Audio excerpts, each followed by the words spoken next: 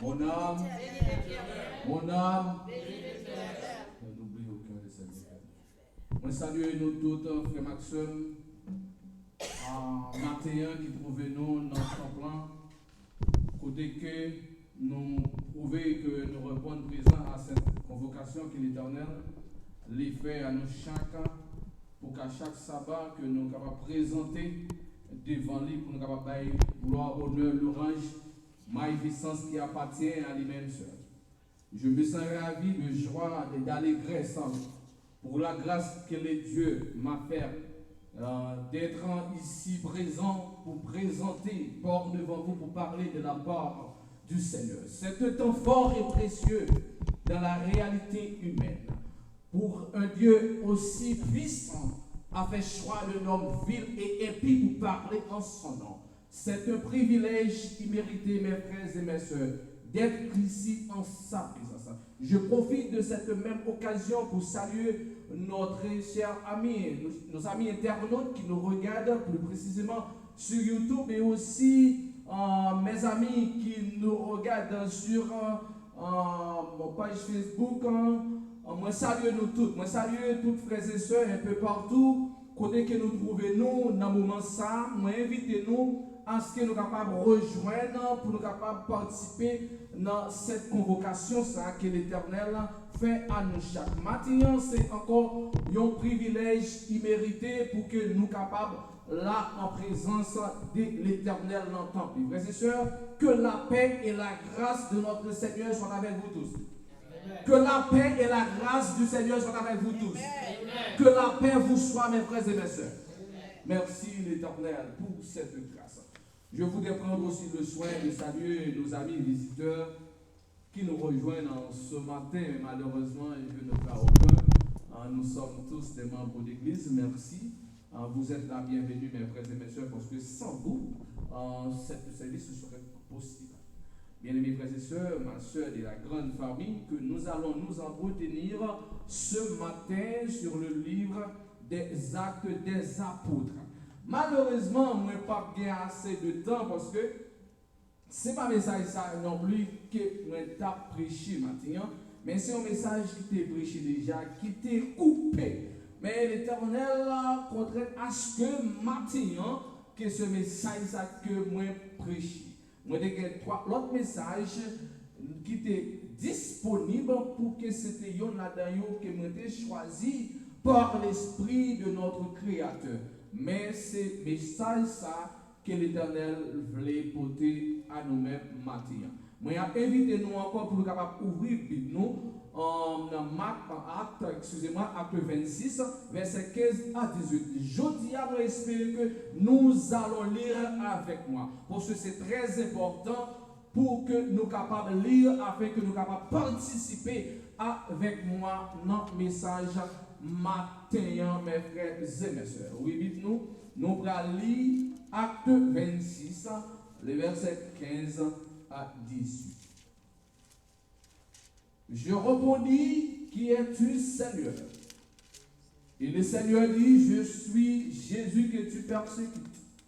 Mais lève-toi et tiens-toi sur tes pieds, car je te suis apparu pour t'établir ministre et témoin des choses que tu as vues et celles pour lesquelles je t'apparais. Je t'ai choisi du milieu de ce peuple et du milieu des païens vers qui je t'envoie, afin que tu leur ouvres les yeux, pour qu'ils passent des ténèbres à la lumière et de la puissance de Satan à Dieu, pour qu'ils reçoivent par la foi en moi le pardon des péchés et l'héritage avec les sanctifiés. Courbons nos têtes pour le coup de prière. Seigneur éternel, Dieu des cieux, me voici, Seigneur, devant ta face, homme vil et impie, que ne savent rien, que rien, Seigneur. Je te demande, Seigneur éternel, de bien vouloir me laver, me purifier, Seigneur, afin que tu puisses me servir, Seigneur, pour parler à ton peuple adorable, Père Saint. Dépouille-moi de l'homme charnel que je suis, Seigneur, de la tête aux pieds, éternel Dieu, afin que tu puisses me servir, convenablement, Seigneur, de m'utiliser comme une porte-parole pour parler à ton peuple en ce matin, Seigneur. Merci, éternel Dieu, de m'avoir choisi. Que ton nom soit exalté, Seigneur. Amen. Mes frères et mes sœurs, texte ça que nous soutenons là, c'est un texte qui veut dire en pile bagaille. Si nous allons jeter un regard dans les aspects philosophiques de l'ancien temps, si nous prenons l'exemple de Diogène qui marchait en pleine journée avec une bougie allumée dans sa main en disant je cherche un homme, si nous jetons aussi un regard sur l'œuvre platonique, sur les récits faramineuses de Platon, qui a expliqué comme le cynisme, c'est un concept philosophique qui a expliqué l'histoire de l'homme au sein de la caverne, qui a vu le soleil dans un petit trou. Mes frères et mes sœurs, c'est dans l'optique ça que l'homme ça qui est trouvé dans la caverne ça, qui était voyé un petit trou seulement qui contemplé la lumière, qui t'est sorti après qu'il te vive, lumière et éclat, qu'il bâtit. L'Éternel dit à apôtre, l'Éternel dit à apôtre Paul, lève-toi et tiens-toi sur tes pieds, parce que reprends pour apporter lumière. Pour faire passation du ténèbre à la lumière. Et dans nos angoisses, dans nos tumultes, dans nos problèmes, mes frères et mes soeurs, quand nous nous trouvons à l'intérieur de cette caverne-là, combien nous sentons que nous envie pour nous être capables de voir lumière? Combien que nous sentons, les nous voyons, nous sentons nous envie pour nous être capables de voir et vivre dans cette lumière? La vision de l'homme dépend toujours de sa position et de son état. Mais dans le niveau que mon Dieu place, c'est dans le niveau ça. Dans le niveau qu'on comprend mon Dieu des préférences, c'est dans le niveau ça qu'on va comprendre la vie chrétienne. Le livre des Actes des Apôtres, c'est une seconde partie de l'évangile de Luc le médecin. Luc le médecin que l'histoire nous a rapporté, qui était toujours avec apôtre Paul, c'était un compagnon d'apôtre Paul. Le livre des Actes des Apôtres, c'est pour qui a établi les évangélistes avec les épîtres dites pauliniennes. Si nous prenons la première partie de ce livre qui a écrit à Jérusalem et qui impactait des auteurs spéciaux qui c'est Pierre. De chapitre 1er à chapitre 12, nous avons l'histoire de Pierre. Et c'est dans ce moment ça que nous allons l'émanation de l'évangile, la croissance de l'église en perspective. Et du chapitre 13 et à 28 qui a impacté l'apôtre Paul. C'est pour cette raison, théologiquement et historiquement parlant, que ce livre a impacté deux grands personnages importants de toute l'histoire du Nouveau Testament. Mes frères et mes sœurs, les épîtres dites pauliniennes et les épîtres dites non pauliniennes. Les anciens ont classé ce livre dans l'aspect géolocalisation de ce livre qui a fait à Jérusalem, la seconde partie à Antioche. Nous voyons dans le livre des Actes des Apôtres la naissance, la croissance de l'église, l'épanouissement de l'église. Mais nous voyons aussi l'émanation de la puissance de la gloire du Seigneur. Amen. Nous voyons l'émanation de la puissance de la gloire du Seigneur. L'acte des apôtres a impacté, tout comme je viens de dire, deux grands personnages importants du Nouveau Testament. Car Pierre a tenu pour mission de Jérusalem, Judée, la Samarie et Paul vers le reste du monde. Mais ce matin, nous allons réfléchir sur l'un des discours le plus impactable du Nouveau Testament. Nous allons réfléchir, nous allons nous entretenir ce matin sur l'un des discours les plus impeccables du Nouveau Testament, celui de Paul devant le roi Agrippa. Mes frères et mes sœurs, Car nous allons essayer, grâce à la lumière de Dieu, de comprendre la position de Paul et les résultats de sa vision en Christ devant le roi Agrippa. Amen. Nous allons voir la puissance de notre Seigneur via son serviteur. En lisant Paul dans son discours devant le roi Agrippa, tu vois réellement que Dieu est le source du grand savoir. Parce que pour parler de bon discours, il faut qu'on appelle les 5 étapes différentes pour parler de bon discours. Alors nous voyons ici que même avant les grands, les préceptes littéraires qui ont classé, est-ce que nos discours bon ou bien mauvais, mais l'apôtre Paul l'a déjà fait. Nous allons voir, prêtez-moi votre attention. Pour parler de bon discours, il faut qu'il y ait une accroche efficace. Quand on parle de l'approche efficace, Paul va expliquer devant le roi Agrippa quand elle sortit, qui est-ce qu'elle payait et qui est-ce qu'elle payait. Paul va faire une approche efficace devant le roi Agrippa pour expliquer parcours dans l'évangile. Et deuxièmement, pour parler de bon discours, il faut contextualiser le discours. Le contexte général du discours devrait être censé et valable pour convaincre l'auditoire. Là, nous parlons de cet aspect, ça y aura, Paul lui-même, quel dérivé parfait. Il faut logiquement organiser le discours. C'est la troisième partie. Quatrièmement, il faut structurer chaque partie du discours. Paul l'a tout fait. Et pour finir, la 5e étape, il faut terminer le discours avec un appel au public. Tout comme chaque fois que vous présentez devant un grand orateur qui a fait un discours, ou attendre à ce que l'hypothèse un goût spécial de envie, de un bagage qui attrape pour attirer l'attention des auditoires et aussi les va finir le discours, il va faire un appel. C'est ça que fait, restez avec moi, suivez côté Paul va dire à Agrippa, non seulement à vous-même, mais à tout le monde qui a suivi là, pour connaître qui est-ce que vous dites. Amen. Et ceci, Paul va faire appel ça, qui c'est cette 5e partie des étapes. Avant même que la science et les préceptes littéraires a mentionné les différentes caractéristiques de bon discours. Paul a déjà tout fait. Un discours, c'est un exercice d'équilibre entre le fond et la forme. Merci.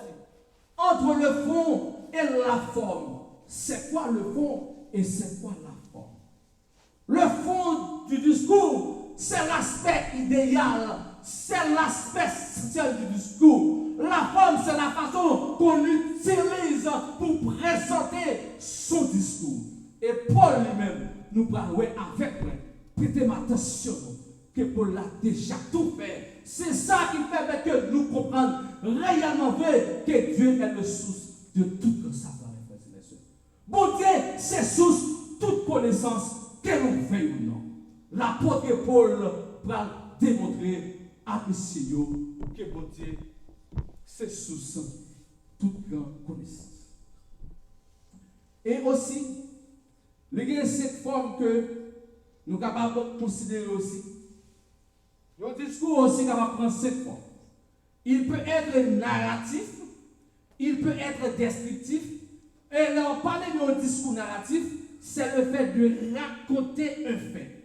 Premièrement, Paul va raconter ce qui s'était passé sur le chemin de Damas au roi Agrippa. Et la deuxième partie descriptive, il a décrit les faits dont il est témoin sur le chemin de Damas.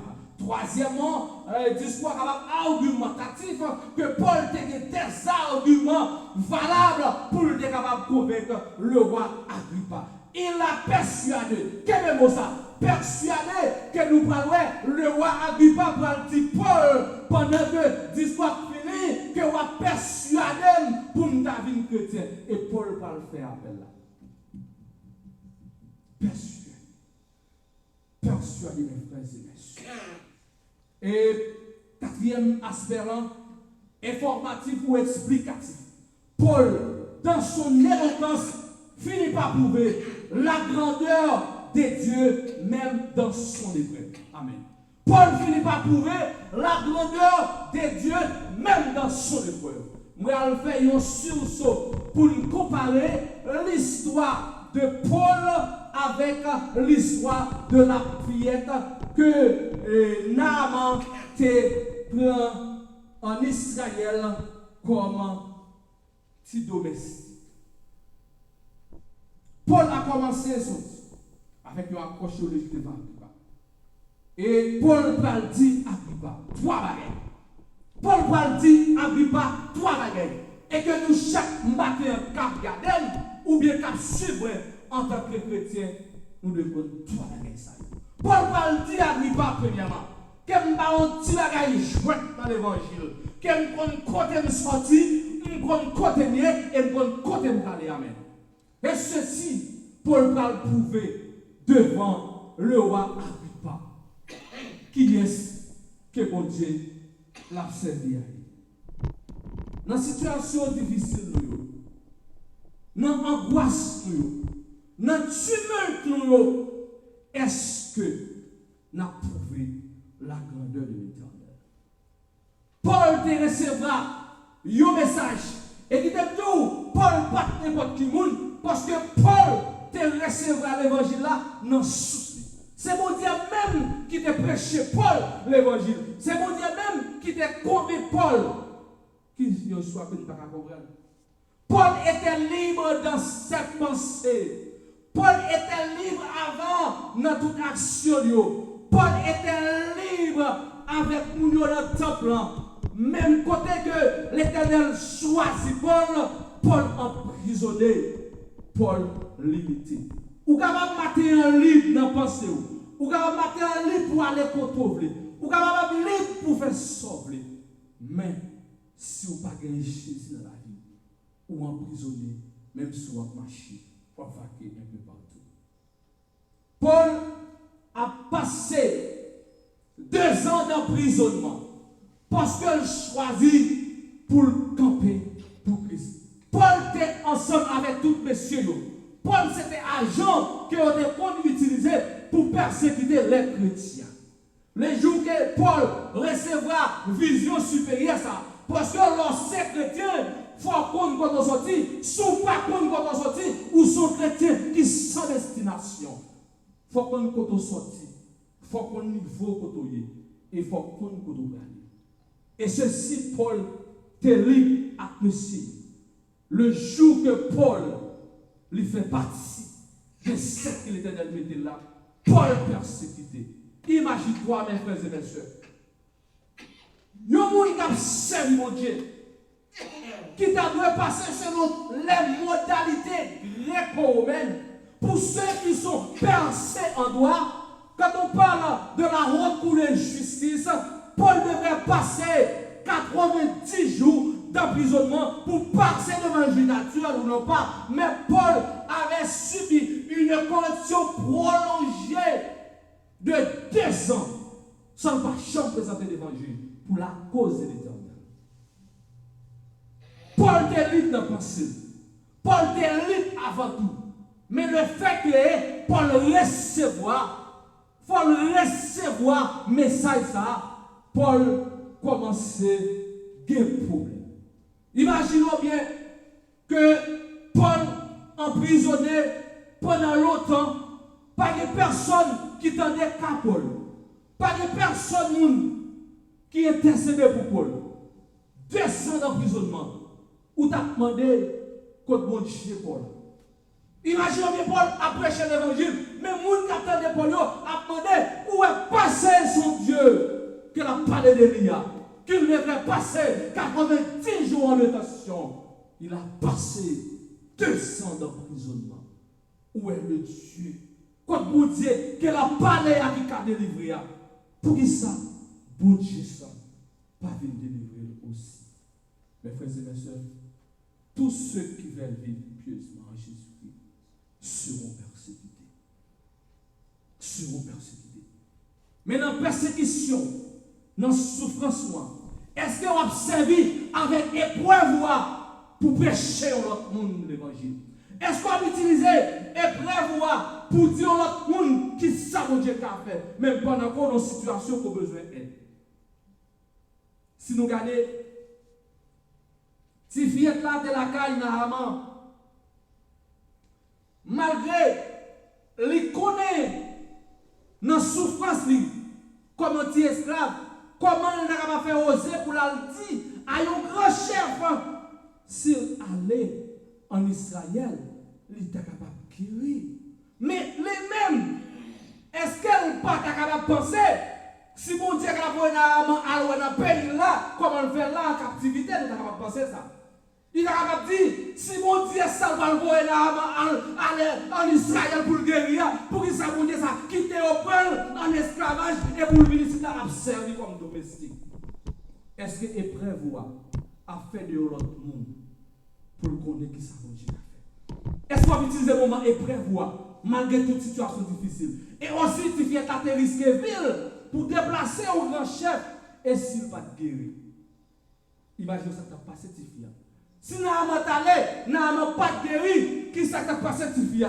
Mais dans l'épreuve, il connaît qui ça va Dieu et il parle de l'autre monde de bon Dieu. Et qui t'aime dire un bagage, mettez-le en don pour aller avec la caillou. Il y a des situations, mon Dieu, met trop là-dedans. Pas une fois chaque situation pour commander. C'est mon Dieu qui met dans la situation. S'il met dans la situation, c'est quelqu'un qui plan pour vous. S'il qui tombe pas fermer les ronds, c'est quelqu'un qui côté ne parle pas ça. Si l'Éternel qui tombe malade, c'est quelqu'un qui a un plan pour vous. Si l'Éternel qui doit souffrir, c'est quelqu'un qui a un plan pour vous. Parfait de épreuve là. Il y a une occasion de chute. Ne fais pas le tour d'épreuve. Une occasion de chute. Mais plutôt, utilisez le moment épreuve pour parler à l'autre monde de mon Dieu qui sera mon Dieu. Et ceci, apôtre Paul, il était fait. Il souffrit, il emprisonné, il humilié. C'est vrai, mais malgré tout, il était toujours abdi qui est bon Dieu et qui ça bon Dieu a fait. Je vais inviter nous pour capable ouvrir le livre. Ouvrez vite nous pour capable lire ensemble avec moi verset 22. Le verset 22.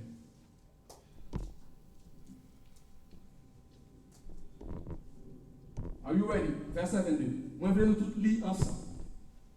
Le verset 22. Acte 26, le verset 22. Mais, are you ready? Mais grâce au secours de Dieu, j'ai subsisté jusqu'à ce jour, rendant témoignage devant les petits et les grands, sans m'écarter de rien, de ce que les prophètes et Moïse ont déclaré devant ta vie. Mes frères et mes soeurs, situation là, utilisez-le comme moyen pour prêcher l'évangile. Il y a des gens qui m'ont dit comment il est, c'est pas parce qu'ils ont besoin de connaître ce qu'on est en forme. Mais ils attendent à ce qu'on va dire problème. Mais qui t'aime du matin, c'est pour dire tout va bien grâce à Dieu. Il y a des gens qui connaissent ce passé.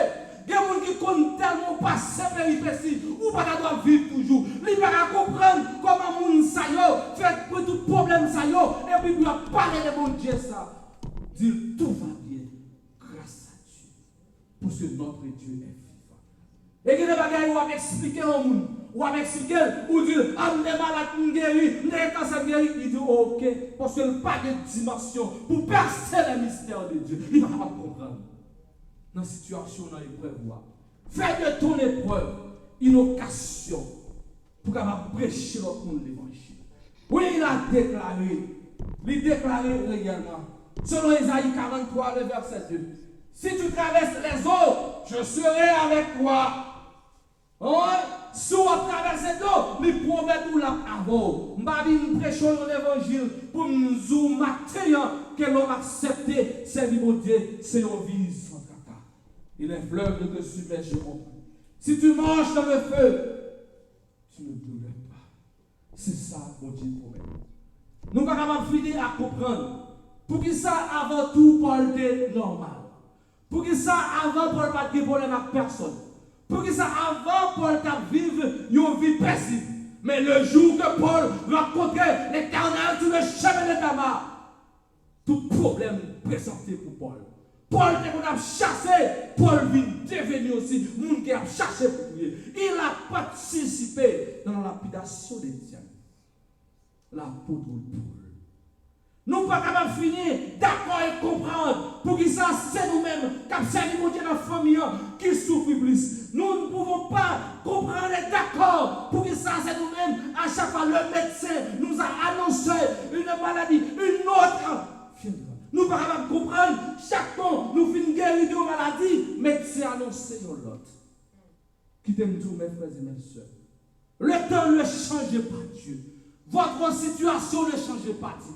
Votre nouvelle, la nouvelle de la mort de nos frères et sœurs ne change pas Dieu. Maladie ou n'a pas changé mon Dieu. Dieu ne change pas. Il reste et demeure éternel. Mes frères et mes sœurs, l'apôtre Paul l'a souffert pour la cause de l'évangile.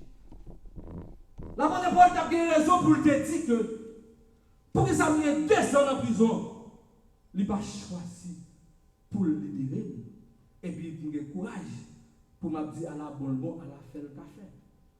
Mes frères et mes soeurs, quittez-nous tout ça, Mathieu. Mettez-le en dos maintenant. Épreuve, il fait partie des routes du ciel.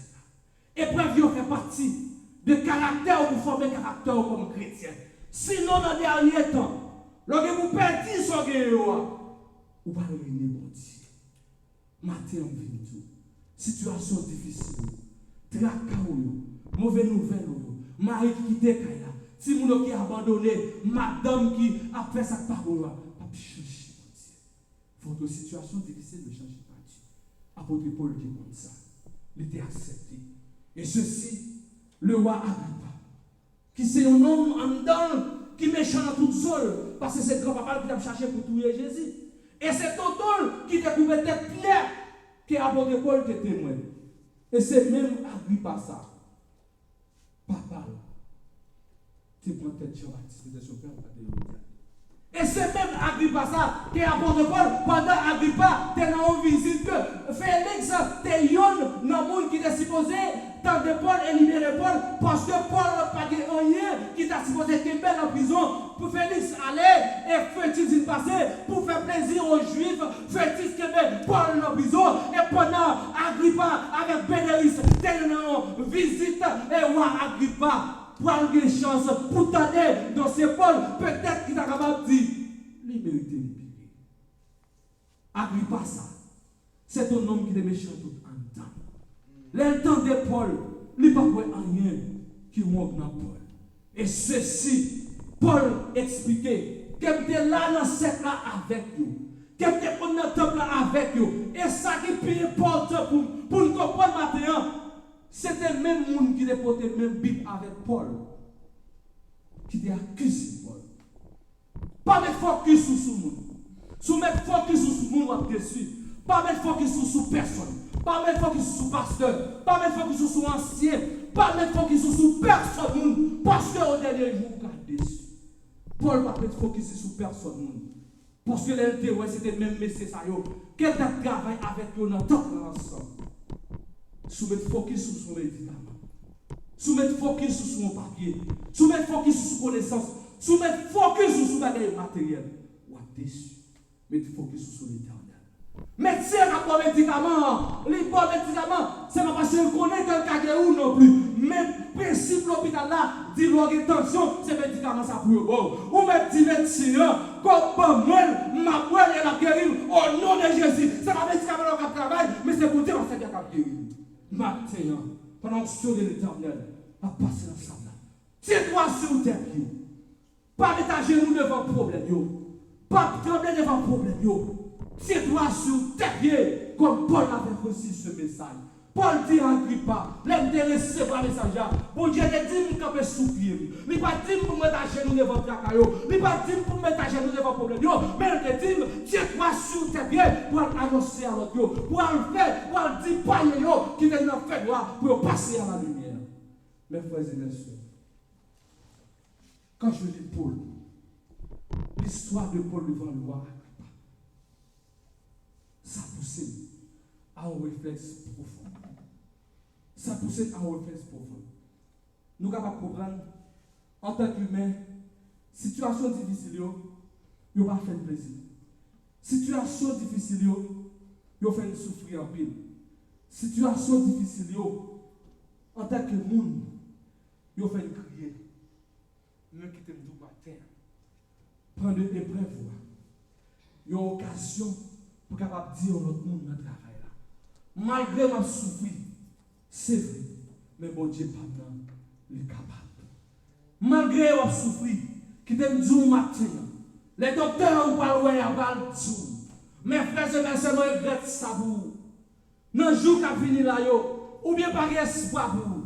Si docteur, mon qui habite guérir, mon qui habite mettre un campé, l'éternel des armées. Ce n'est pas ça on dit qui va le faire effet. Tout comme moi-même docteur, te prononcer sur la vie. Jusqu'à présent, moi là, au nom de Jésus. Dans une situation difficile, pendant que vous couchez l'hôpital, pendant que vous souffrez, ou pas besoin de peur. Faites des épreuves, une occasion pour capable dire l'autre que bon Dieu, ou servir les puissants. Paul te fait, ou même qui regarder le matin, ou même qui suivre le matin, est-ce que vous recevrez une vision supérieure? Paul te recevra une vision supérieure. Et ou même qui observe, ou même qui depuis longtemps que vous avez milité, est-ce que vous recevrez une vision supérieure? Mes frères et mes soeurs, nous sommes ensemble. Il y a un discours qui est écrit impactable du Nouveau Testament, Paul devant le roi Agrippa. Nous sommes qui est-ce qui est Agrippa? Et nous avons pas Paul qui était Paul. Paul c'était un qui était persécuté les chrétiens. Mais l'Éternel frappé sur le chemin de Damas. Et que Paul ça vient un pion important. Vient un pion important pour l'épanouissement de l'évangile. Et c'est par rapport à son ministère que l'émanation, la croissance de l'Église l'a fait. Mes frères et mes soeurs, votre situation difficile, votre preuve, mes frères et mes soeurs, pas de l'empêcher de dire l'autre monde que Jésus révèle, pas de l'empêcher de dire l'autre monde que Jésus est capable, même si je ne suis pas là pour arriver, mais qui te dit au matin, le malheur atteint souvent les justes, mais l'Éternel l'en délivre toujours. Que l'Éternel nous bénisse.